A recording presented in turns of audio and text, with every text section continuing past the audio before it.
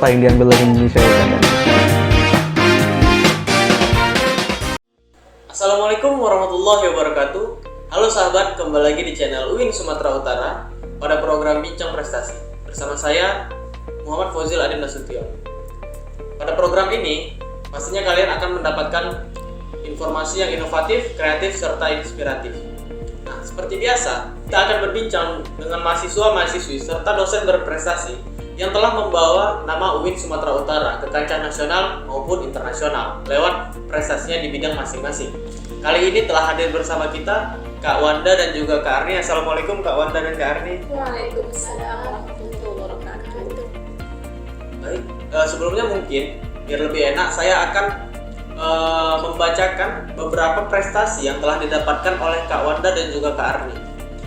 Untuk Kak Wanda sendiri telah berprestasi menjadi juara 1 pada lomba karya tulis ilmiah di event International Competition of Student Academic and Creativity, serta telah meraih juara 2 lomba karya tulis ilmiah nasional Komhes 1 UIN Raden Mas Said Surakarta di tahun 2022 juga itu kan. Iya. Nah, sementara untuk Kak Arni telah menjuarai lomba MTQ tingkat nasional di Pesona UIN Sunan Gunung Jati tahun 2022, juara 3 MTQ nasional tahun 2022, dan juga juara 2 MTQ TNI AD April 2022. Nah, mungkin kakak-kakak juga boleh memperkenalkan dirinya kepada sahabat UINSU, mungkin nama, fakultas, atau jurusan, biar sahabat UINSU lebih kenal dengan kakak-kakak sekalian. Baik, perkenalkan, nama saya Wanda Hamida Mulem. Saya dari Fakultas Syariah dan Hukum, kemudian jurusan Hukum Ekonomi Syariah. Baik, perkenalkan, nama saya Rini Juni Arni dari jurusan Pendidikan Agama Islam Stambuk 2018. Oke, baik. Nah, sorry Kak, tadi sebelumnya kakak Stambuk berapa nih? Oh, kalau saya Stambuk 2019. 2019. Kalau Kak Ardi? 2018. Kalau udah tamat dong harus. Insyaallah. Baik, nah itu tadi sekilas tentang data diri dari Kak Wanda dan juga Kak Arni.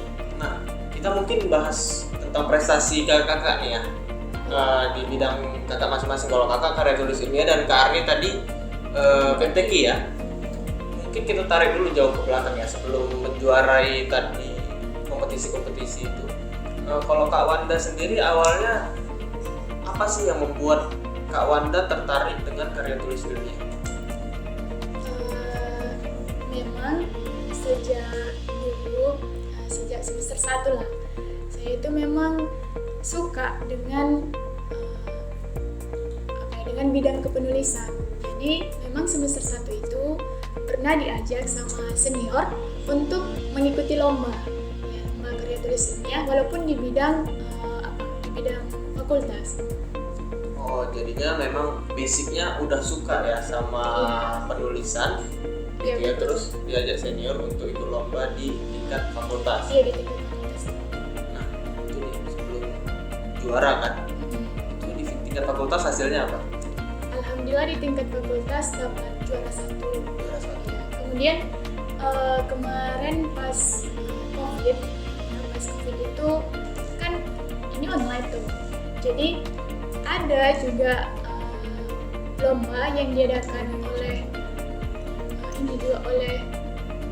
Plestai, tapi di kampus saya. Jadi saya ikuti itu lomba karya tulis ilmiah dan alhamdulillah dapat juara 2 di situ. Oh, oke, berarti sebelumnya sudah ada juga ikut kompetisi. Iya, betul. Nah, kalau Kak Arni sendiri awalnya tertarik sama MTQ ini apa sih? Sebenarnya kalau Arni itu awalnya tuh nggak tertarik sama MTQ, cuma kayak ada panggilan gitu untuk belajar tilawah. Jadi belum ada gitu sebelumnya belajar tilawah, tapi tiba-tiba ada surat panggilan. Saya kan dari PTPN 4, jadi ada panggilan dari PTPN 4 untuk belajar atau TC di Jambi namanya itu. Untuk TC selama setahun. Jadi di situ saya belajar tilawah intensif selama setahun. Itu kelas berapa? Atau kakak punya background pendidikan kayak SD pesantren atau SMP pesantren? Nggak ada sih.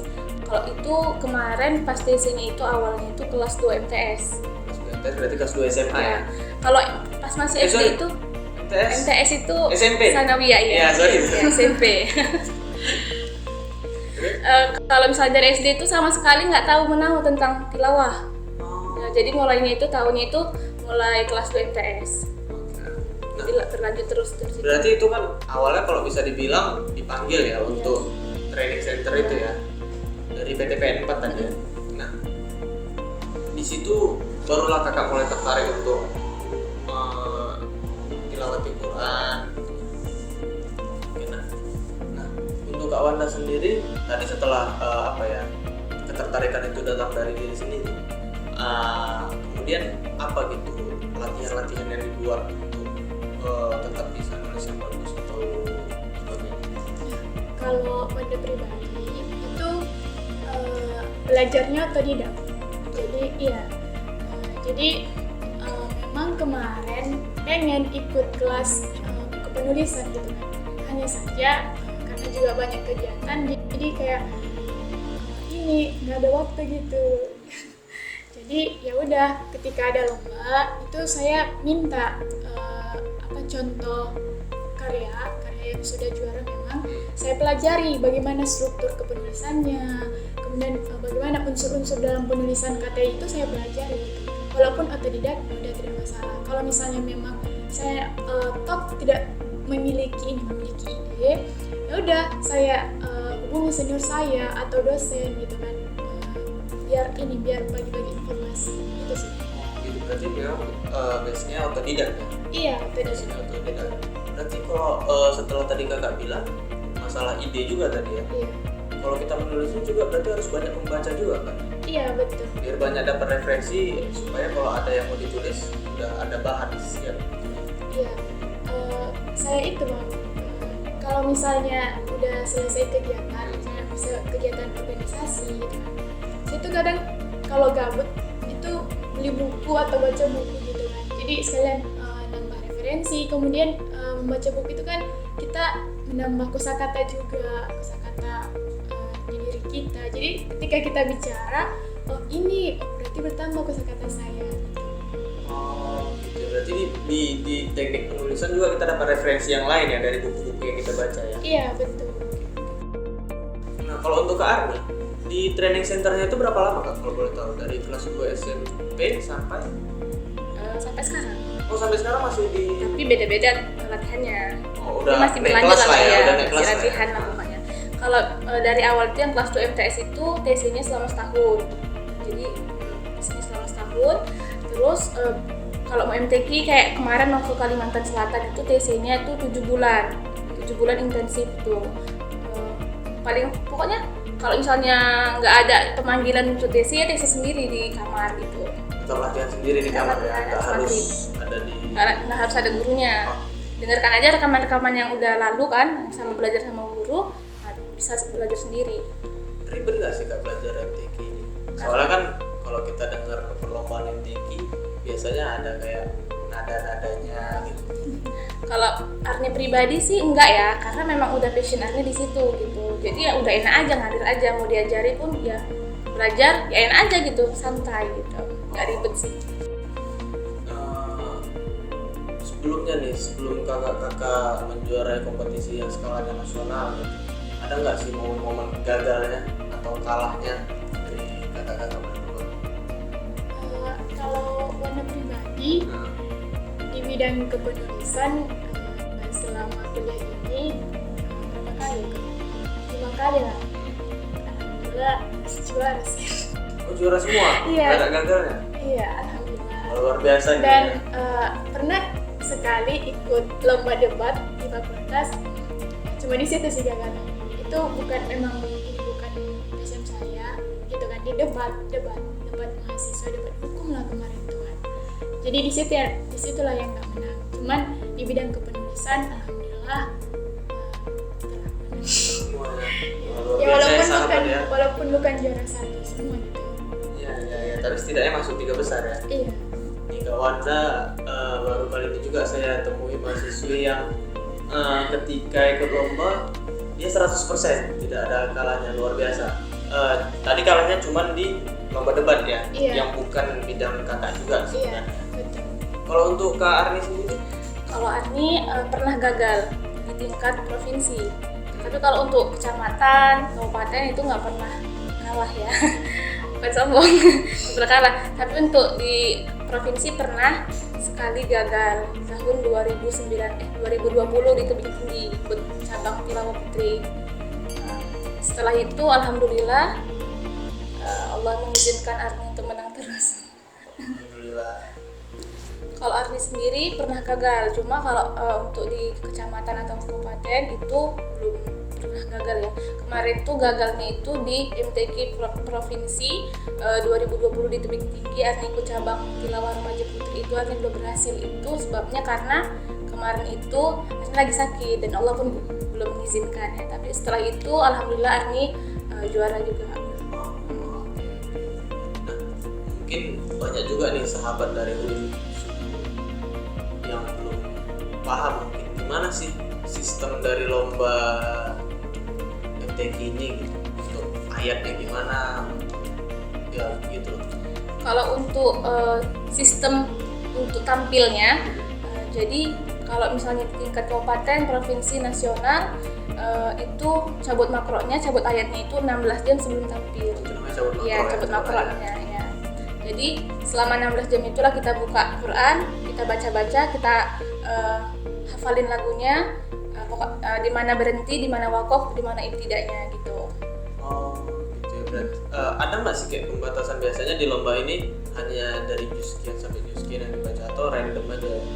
Kalau dari selama pengalaman Arni sih kayak random aja gitu sih. Iya. Oke. Berarti apapun ayat dari Al-Quran bisa ada di situ. Tapi lebih sering dari juz 1 sampai juz 10 untuk cabang remaja.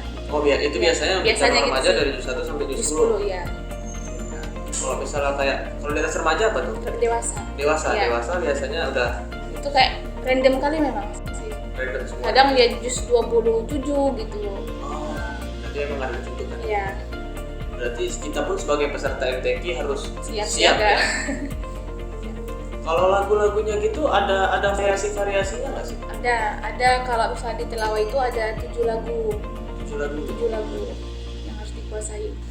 Nah untuk MTQ itu juga Kak, ada nggak sih kayak apa ya nada-nadanya gitu, ada variasi-variasinya nggak? Ada kalau di tilawah itu ada 7 lagu atau 7 makom namanya. Apa aja tuh namanya? Pertama Bayati, Hijaz, Nahwan, Ros, Sika, Soba, sama Jiharka. 7 ya Iya, yang harus 7. dikuasai. Iya. Nah itu sahabat, jadi buat kalian yang juga pengen mana tahu punya mimpi untuk mengikuti lomba MTQ dan juga ingin juara, ada juga ternyata lagu yang harus bahasanya apa sih lagu ya? Iya, Lagu makom. makom yang harus dikuasai gitu. Boleh nggak Kak contohin dikit untuk sahabat UIN semua? Lagu Bayati ya sedikit aja.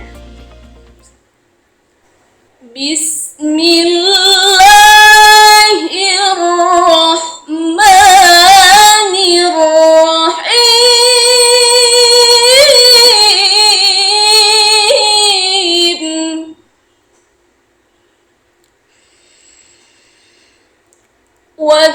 والتين والزيتون وطور سينين وهذا البلد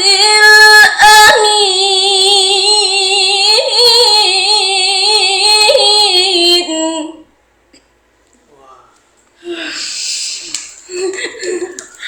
Luar biasa sekali ya sahabat.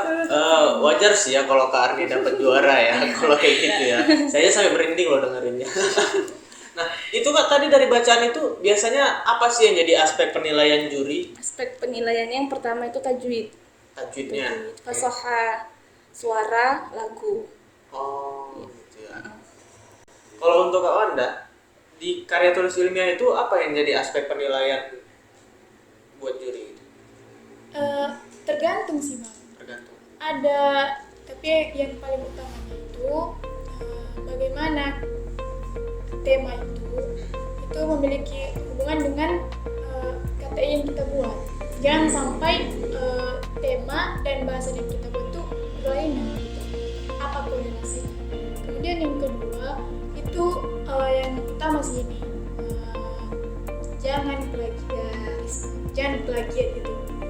Jadi memang kayak di LKTI itu memang kami diberikan syarat KTI-nya itu harus di bawah 20% plagiat. Jadi itu juga termasuk dari penilaian. Oh, jadi si plagiarisme itu harus bahasa kalau anak kuliah itu mungkin turnitin ya. Iya. Turnitinnya di bawah 20%. Oke.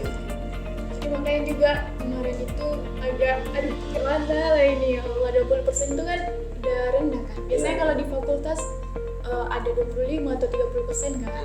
Cuman di sini 20%, jadi itu jadi tantangan sendiri juga sih.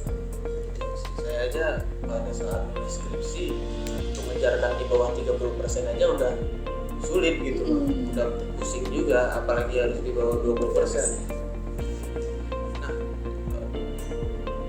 pada saat kemarin yang lomba nasional, yang LKTI yang International Competition of Student Academic ini, apa temanya? Temanya itu tentang optimalisasi keuangan syariah. Optimalisasi Keuangan syariah. Jadi saya di situ mengambil tentang keuangan masjid karena saya pikir gini, orang kalau bicara tentang keuangan syariah pasti ujung-ujungnya ke bank. Ya. Oke. Iya kan, ke bank Ya. kan. Bank Jadi syariah, bank gitu lah ya. syariah atau asuransi syariah Syariah, gitu kan. Jadi saya mengambil pandangan lain. Saya ingin menyampaikan kepada masyarakat, keuangan syariah itu bukan hanya soal bank syariah atau LKS lah, keuangan syariah. Tapi ada hal lain yang memang di sekitar kita tapi butuh usaha kita untuk mengembangkannya. Nah, salah satunya keuangan masjid. Seperti itu. Jadi itu yang kakak angkat di tulisan itu. Iya, kemudian saya juga di situ menghadirkan inovasi. Iya, Pak. Aplikasi manajemen keuangan aplikasi masjid. Jadi uang itu nanti bisa diputar oleh masjid sehingga dapat berguna bagi masyarakat khususnya di sekitaran masjid. Gitu. Berarti pengen dimodernkan ya? Iya. Modernkan lah ya Iya. keuangan masjid ini ya. Selama ini kan kita cuma ngelihat keuangan masjid cuma ditulis di papan tulis gitu Iya, ya. betul. Kemudian kalau kita ketahui juga masjid dalam pikiran kita kan hanya untuk beribadah gitu, beribadah, sholat atau mengadakan pengajian. Jadi padahal pada zaman dahulu itu masjid itu banyak loh fungsinya, politik, sosial, budaya, ekonomi semua dilaksanakan di masjid. Jadi KTI saya itu menekankan untuk mengembalikan eksistensi masjid itu. Jadi bukan hanya sekedar untuk sholat, untuk ngaji atau untuk mengadakan kajian-kajian ilmiah, enggak. Masjid itu banyak loh fungsinya. Gitu sih. Termasuk untuk membangkitkan ekonomi juga tuh. Iya, bisa untuk Itu yang kakak angkat di kompetisi itu kemarin. Iya, karena juga temanya tentang ekonomi, ya udah berarti saya ambil temanya tentang ekonomi. Saya juga cukup cermat sih mengambil perspektif itu. Iya. Karena kalau kita udah cerita ekonomi syariah, yang kakak bilang tadi kita cuma memandang kayak bank syariah, Iya, LKS. sistem bagi hasil dan sebagainya. Oke. Terus boleh diceritain nggak sih Kak, perjalanannya? Mungkin dari mana tahu info lombanya sampai kakak bisa juara di event International Competition of Student Academic. Memang kemarin info lombanya itu saya dapatkan di grup HMJ. Nah, jadi ketua HMJ kami itu mengirimkan flyer. Yang pertama dulu flyer yang International Competition. Nah, jadi saya tertarik gitu kan. Saya bilang gini, saya udah lama nggak ikut KTI gitu kan. Ya udahlah coba-coba aja dulu. Jadi saya bilang ya udahlah coba-coba aja dulu, mau menang mau enggak ya udah, yang penting udah usaha gitu kan. Udah saya Hasil nomor 2 lah. Iya. Iya. Baru selang seminggu kemudian ada flyer yang nasional. Jadi saya bilang gini, wah dua KTI ini, ya udahlah ikuti aja dua-dua. Ikuti aja dua-dua. Jadi ini sebagai penantang diri saya ingin tahu sampai mana sampai mana batas kemampuan saya gitu. Jadi itu Bang, setiap hari saya hubungi senior saya hubungi teman-teman saya yang memang paham mengenai tema itu. Tiap hari lah saya diskusi dengan mereka. Kemudian tiap hari saya ke perpustakaan, pusing nyari referensi juga. Iya, pusing cari referensi lah. Tapi nggak apa-apa, saya nikmati. Saya bilang gini, ya sudah nggak apa-apa. Ini kan proses.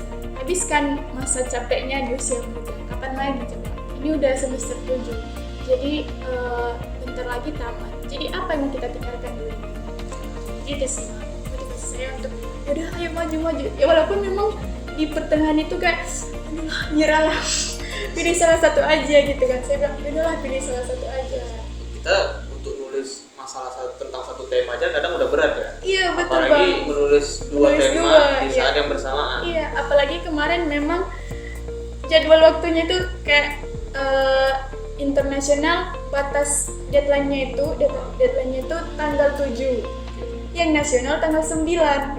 Mepet ya? Iya, memang. Betul mepet. Iya, betul mepet. Jadi di situ memang jujur aja Bang, dalam pembuatan karya tulisan itu saya nggak tidur selama semalaman, entah berapa hari itu, entah 3 hari atau 4 hari saya nggak tidur. Dan juga mengejar kegiatan organisasi juga ada. Belum lagi urusan mata kuliah Iya, ya? mata kuliah lagi belum ada. Belum lagi itu mata kuliah lagi. Ada tugas-tugas UTS juga. Jadi kejar. Tapi terbayar dengan hasil. Iya. Nah itu sahabat, jadinya kalian juga harus tahu cerita di balik kesuksesan seseorang, bahwasannya masih ada juga sulitnya lah ya.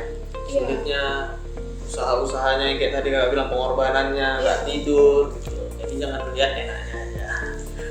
Nah untuk Kak Arni, pada saat mengikuti lomba itu ada dapat infonya nyari sendiri atau memang ditawarin dari tempat sih training centernya? Kalau untuk MTQ itu ada memang program dari pemerintah kan, dari Kementerian. Jadi dari mulai kecamatan itu harus buat MTQ. Jadi kalau misalnya udah menang di MTQ kecamatan pasti naik ke kabupaten atau kota. Kemudian kalau udah menang lagi di situ naik ke provinsi, menang di provinsi naik ke nasional. Jadi sistemnya dia memang. Dari mulai yang paling bawah sampai nanti di internasional. Kalau internasional gitu ada nggak lombanya? Ada. Tapi belum ikut. Kenapa? Karena Belum mampu. Belum jadi ada juga. kalau bisa ikut di internasional itu syaratnya apa? Syaratnya harus menang di nasional juara 1. Oh harus juara satu aja yang diambil? Iya, biasanya itu yang dewasa. Yang dewasa atau ada cabang qiraat sab'ah, golongan dewasa itu biasanya dipanggil untuk internasional. Oh, kalau Kak Arni masih masuk di cabang Remaja. di cabang yang remaja ya. Oh, tapi pengen dong pasti. Pengen banget, cita-cita. Jadi sahabat doain ya Kak Arni kedepannya bisa ikut di skala internasional ya. Amin. Kalau kayak Kak Arni ini ikut di skala internasional, bukan cuma Kak Arni aja yang senang, kita juga sebagai mahasiswa UINSU pastinya bangga punya perwakilan di kancah internasional. Kalau ada nggak kira-kira Kak, apa ya tips-tips mungkin biar gampang untuk biar gampang untuk membaca Quran dengan lagu-lagu itu, apa sih tipsnya? Apakah kan pasti ada belajar nafas juga ya? Ya. Ada belajar nafas, ada belajar bagaimana caranya membaca yang baik dan benar. Jadi tips dari Arni, yang pengalaman Arni yang udah Arni lakuin itu ya nggak lupa berdoa ya, pastinya berdoa. Niat yang ikhlas untuk baca Quran itu harus pakai niat yang ikhlas. Kalau misalnya niatnya nggak lurus, ya Allah nggak ngasih izin itu. Terus kedua untuk untuk nafas, rajin-rajin latihan.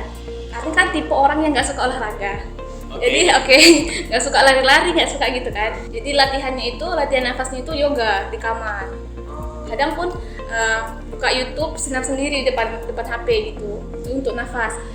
Terus satu lagi untuk nafas, latihan ayat yang panjang, belajar ayat yang panjang-panjang itu dilatihkan gitu bang, biar pasti nambah entah 1 detik 2 detik nggak apa-apa, tapi tiap hari dilakukan kayak gitu, lagi yang ayat yang panjang. Jadi nafasnya terlatih Iya, untuk baca ayat panjang. terlatih, tahan. Untuk suara ya sama juga, sering-sering latihan aja, intinya itu kalau mau bisa tilawah sering latihan. Oke. Kalau untuk Kak Wanda, apa sih tipsnya biar menulis itu tulisannya bagus terus enak dibaca? Kalau untuk tips dalam menulis, yang pertama dulu niat untuk menulis Sama lah itu tadi harus ya, ada. niat ya. Iya betul, karena innamal a'malu binniyat.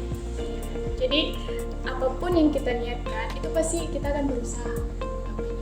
Kemudian kedua, rajin-rajin untuk memperbanyak literatur.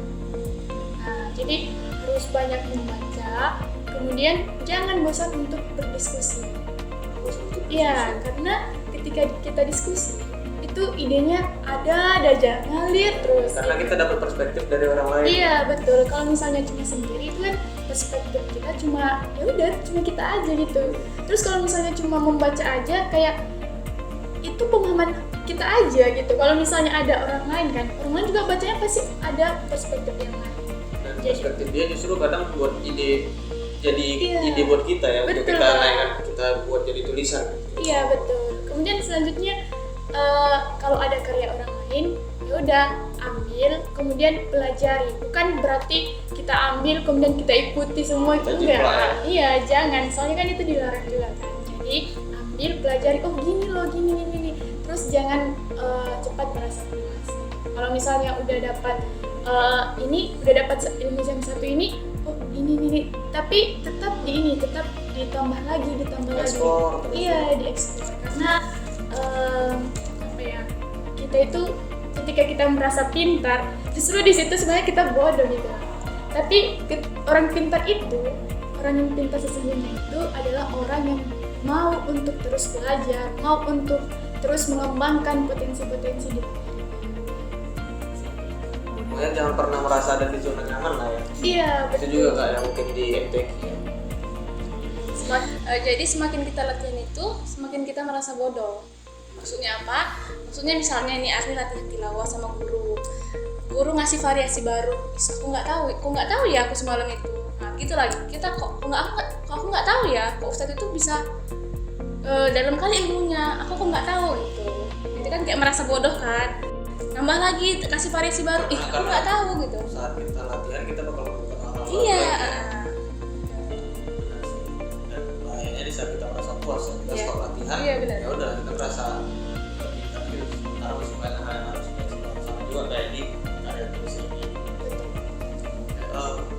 Mungkin ada nggak sih pesan-pesan yang boleh disampaikan ke sahabat ini? Kak Wanda dulu. Kalau dari kita kepada teman-teman semua, jangan lelah untuk belajar, jangan lelah untuk mengembangkan diri, dan jangan mudah untuk merasa down ketika ada kegagalan gitu. Misalnya udah stuck lah di sini, udah berhenti. Jangan, karena percaya aja bahwasanya di depan itu pasti ada sesuatu yang ditunggu-tunggu, pasti ada sesuatu yang sangat luar biasa menanti. Jadi tetap belajar. Kalau dari Arni pesannya semangat terus untuk sahabat semua. Terus kalau misalnya kita punya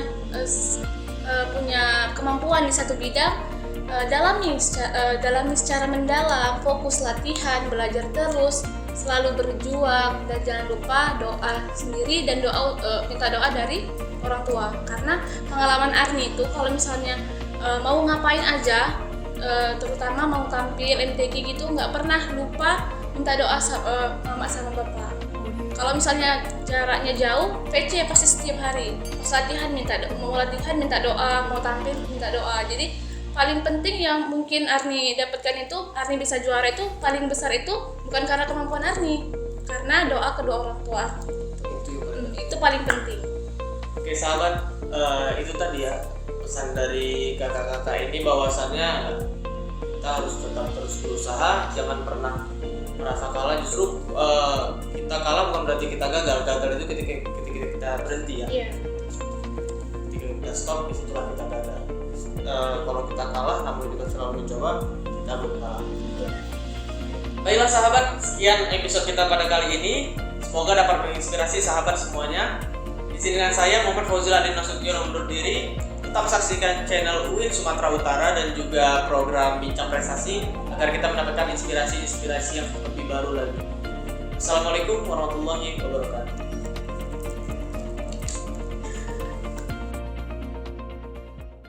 Audio Jungle.